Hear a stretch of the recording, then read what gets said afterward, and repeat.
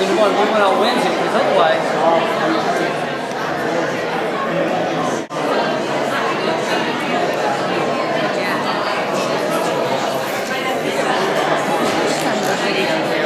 Hi, Mike. Yeah, and then you can sit there and draw a picture.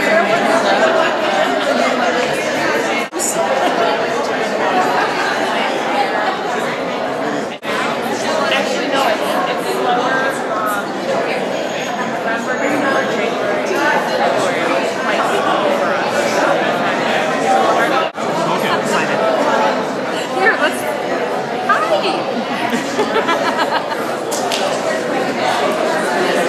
Hi, Mike. Matt, how are you? 70. Say hello to the West Coast audience.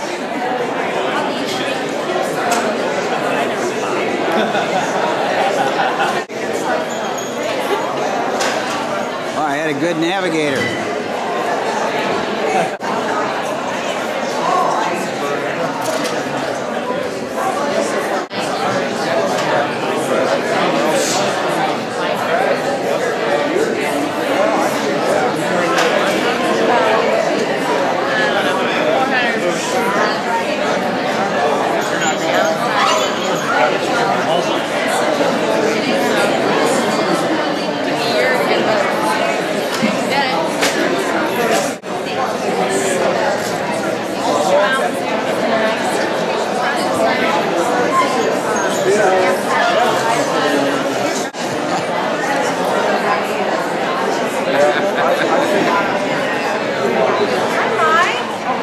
Hello there. Do you remember me?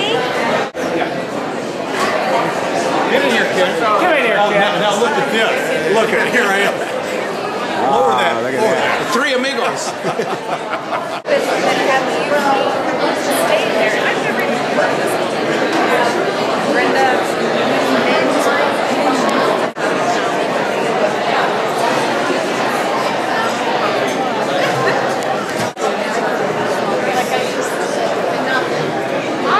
Hello, how are you? Good, how are you? Good, good.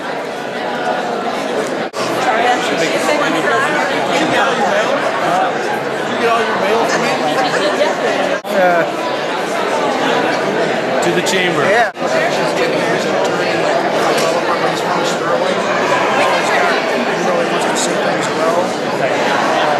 Great meetings with the consultants.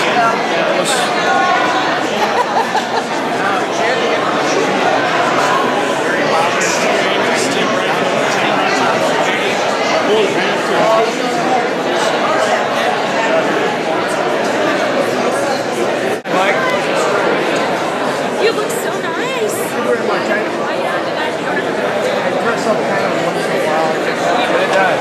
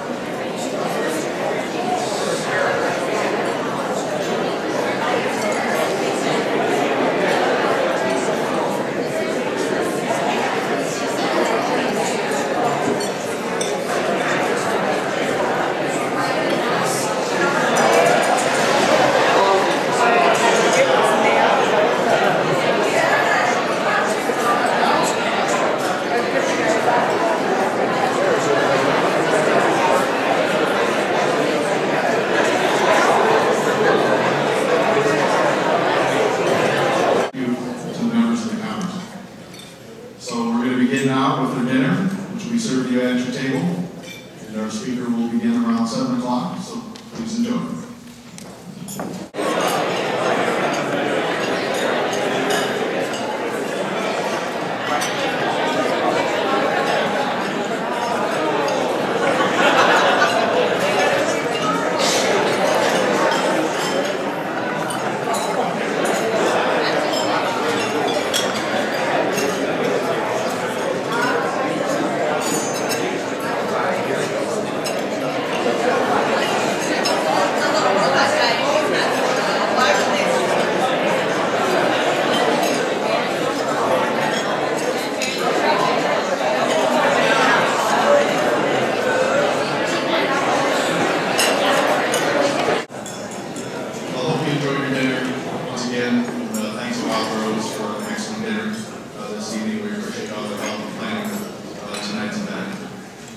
At this time, I'd like to introduce tonight's MC, the professional this evening. He works at, he's a sports director, he's a sales associate at KROS 1340 AM Stereo. He's an ambassador of the Chamber of Commerce. Please welcome Gary Dedram.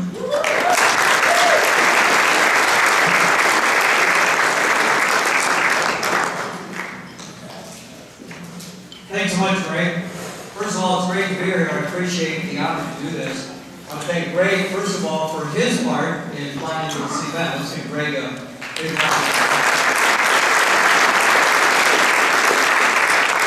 I'd like to take a moment to recognize and thank our sponsors for tonight's event. Tonight would not be possible without the generous support of these sponsors. As I say the name of each sponsor, I would ask the representative from that company, please stand. Remain standing until all have been announced, and please hold your applause until they are announced. Our title sponsor is Estes Construction. Platinum sponsors, Ashford University, Yellow Book, iWireless, and Bear Metal Recycling Equipment. Our gold sponsors are Don's Jewelry, Riverbend Chiropractic Wellness Center, Lionel Bissell, and Clinton Engineering. And our silver sponsor is Citizens First Bank. So we thank them.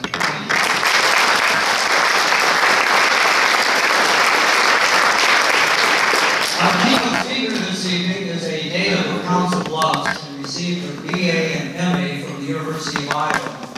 She joined Union Pacific Railroad in 1997 in government affairs and moved into a program management position in 2001.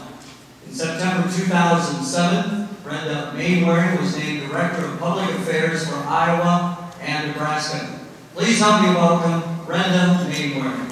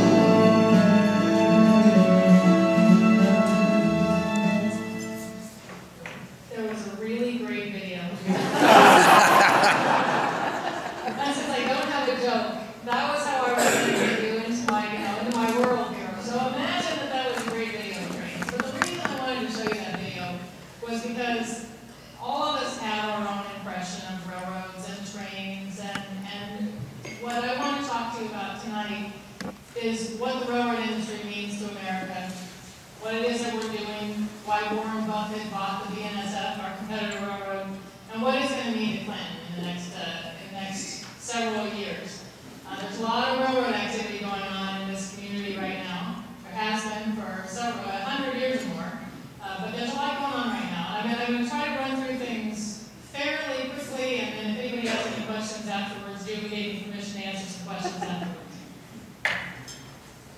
Okay, so what we're going to talk about tonight, I'm going to give you a little snapshot of the railroad industry as a whole, why railroads give America a competitive edge, how we're facing some serious transportation issues and what the rail industry can do about that, the key to our future economic success, and then talk a little bit about the local story. Okay, so freight railroads. There are 7 large railroads in the U.S. There used to be several thousand railroads. We've kind of conglomerated into 7 large ones, about 30 regional railroads, and a few hundred short lines. We, as an industry, have 180,000 miles of track, 1.5 million freight cars, 175,000 employees. And we're planning to hire about another 10,000 employees this year. Over the next 5 years, we're going to lose about a third of our workforce to retirement. So the rail industry is really a thriving industry, and we're going to start seeing it's going to be a younger and younger industry over the course of the next 5 years. We are privately owned, taxed, non-government subsidized. The image down here, there we go, shows you the different railroads. It's kind of hard to see, but the yellow on there is Union Pacific. I'll show you another map a little bit later. The federal government's been paying a lot of attention to railroads recently. DOT recently did a study that the National Rail Plan, and they found out a lot of things about the freight industry in the U.S. Population drives freight growth. That's fairly obvious. That healthy freight railroad means we have some competitiveness in the world economy. That by reducing regulations on railroads, it helps shippers. And that substantial rail capital investment is going to be needed to support future growth. So the goal from the U.S. government's perspective is to expand rail competitiveness versus trucks. Doesn't mean to replace trucks, just to expand competitiveness. Trucks and rails do very different things, obviously. Railroads do not go to every Walmart. They don't go to every Home Depot. So what we haul from one place to another eventually is going to be put on a truck. But what makes a difference is the mileage.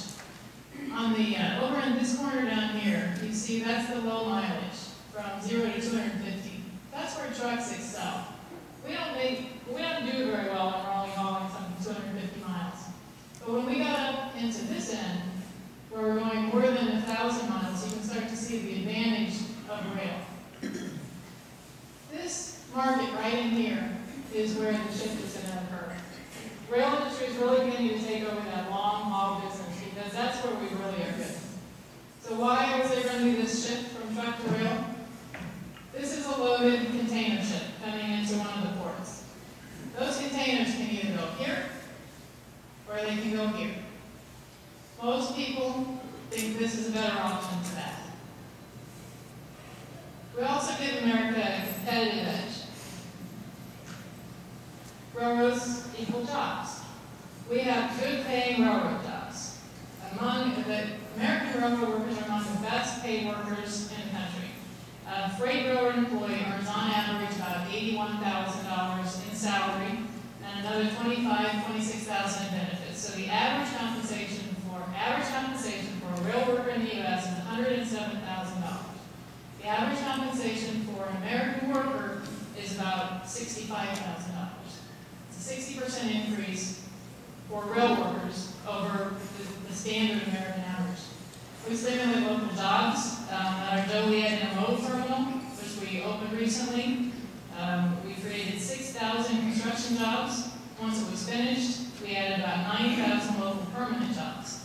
That's the intermodal facility, working for the railroad, the industrial park, and the trucking facility that served it. Clinton's Railport may not have 9,000 additional jobs, rail investment, it equals about 20,000 jobs. Railroads also are tremendously efficient. The World Bank says we're the most efficient, cost-effective land transportation system in the world. The U.S. rail rates are lower than any other country in the world. The U.S. is not subsidized, and most of these other countries are. We have economic value. Since the 1980s, and I'll talk about what happened in the 1980s, since the 1980s, rail rates, if you adjust for inflation, are down 55%. If you adjust for inflation for postage, it's up 145% during that same time frame. Even if you don't adjust for inflation, rail rates from 1980 to today have declined 5%. So I don't know if you can imagine another industry where the rates have gone down, real dollars, since the 1980s. We have a good environmental story. We're 3 times cleaner than trucks on a ton-mile basis. Over here you can see that freight railroads haul about 43% of all freight. When you look at greenhouse gas emissions, though, 9%. So we haul 43% of the tons, but we only produce about 9% of the greenhouse gas emissions. We're 4 times more fuel efficient. You put a steel wheel on a steel rail, there's not much friction. We can haul 1 ton of freight 480 miles on 1 gallon of fuel. If your car got that kind of mileage, you get 250 miles a gallon. See, kind of right. And since the 1980s, we've hauled twice as much freight on the same amount of fuel. The way we've done that is through a lot of different kinds of efficiencies. We've done hybrid locomotives. We've reduced our fuel. We've made longer trains. Some of you may have noticed that when you've been waiting at a crossing. Each train takes up to 300 trucks off the highway. So those are all the things that railroads do. One other thing I want to say about fuel efficiency. Remember I talked about long haul is what we do well. If we took 10% of long haul business that currently goes to the trucks and diverted it to rail, the country would save 1 billion gallons of fuel. That would be equivalent to taking 2 million cars off the road each year. To put it in another perspective, it's about 5 times what was spilled in the Gulf when they had that Gulf oil spill. So if you're looking at the amount of efficiency, you begin to see real numbers there. Transportation. Obviously, we all know that America's facing some pretty significant transportation challenges. And every state, whether it's Illinois, Iowa, Nebraska, is having a lot of trouble figuring out how just to maintain the roads that they currently have, let alone improve the capacity.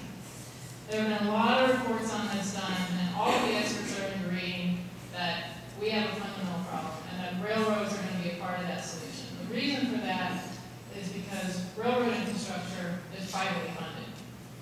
The American Society of Civil Engineers says 1 in 4 bridges in the U.S. is either in need of repair or cannot handle the current traffic loads it's got. And nobody knows how we're going to pay to improve that transportation infrastructure. We've got congestion growing. I already mentioned how the increase in population is increasing the amount of freight. So this congestion is going to get worse. This is the estimate for 2040. Now that's only 25 years. This is what congestion is going to look like. Here's Iowa. It's not too bad right now. We're probably not that bad compared to the states on the east and the west. But the average, the Texas Transportation Institute did a study, and they say that the amount of time that most Americans waste sitting in congestion is a full week worth of time.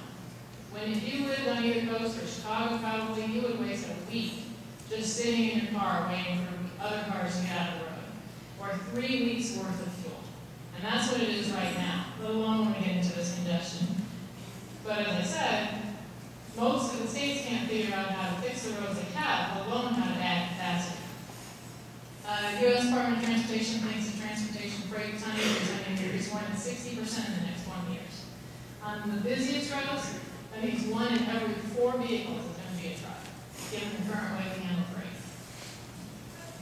These are structurally deficient bridges in Iowa on the national highway system, according to the DOT. Here's Iowa as a whole. This is the Clinton area, so you guys are in pretty good shape overall. You go down to the Quad Cities, obviously not so much.